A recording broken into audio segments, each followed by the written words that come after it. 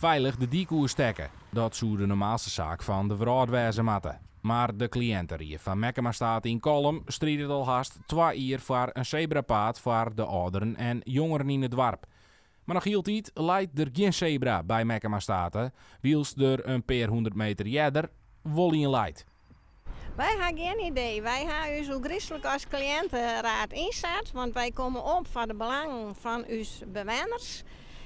En Mekkemastaat die probeert een waardevolle dag te maken voor uw bewoners. En daar zit ik een stukje veiligheid bij. Dus vandaar uw vraag om alsjeblieft een veilige oversteekplaats voor uw bewoners. Er zijn intussen al tegenbrieven van Skiefink onder de gemeente stuurt, maar elke keer weer kregen de cliënten hier nee op het request. De gemeente leidt net samen een zebrapaad aan, alleen in bijzondere gevallen, zo schreeuwt de verkeerskundige van Tjinst. Maar het gaat gewoon om veiligheid. En ze rijden hier op het ogenblik aan, rijden ze 50, hè? Ja, ze maaien 50, maar ze rijden volle hudder. We hadden krijgt even stien, maar je had zelf wel zien wat er al hier langskomt.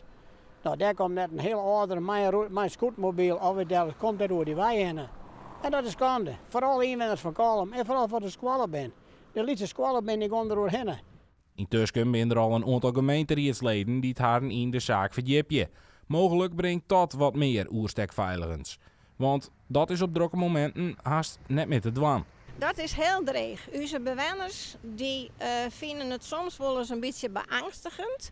Zelfs de bewoners, dat je kennen van de bewoners van de seniorenwoningen, als die wat terug huis georganiseerd wordt, een of andere activiteit, blijven er zelfs mensen thuis omdat ze te bang zijn om oer te stekken. En er ben volgens ons maar lietse aanpassingen en het kost net zo volle en er wordt wel meer geld ergens aan besteed. De gemeente Noord-Friesland is ook vregen om een reactie. Zij willen even de woordvierder eerst net op camera reageren.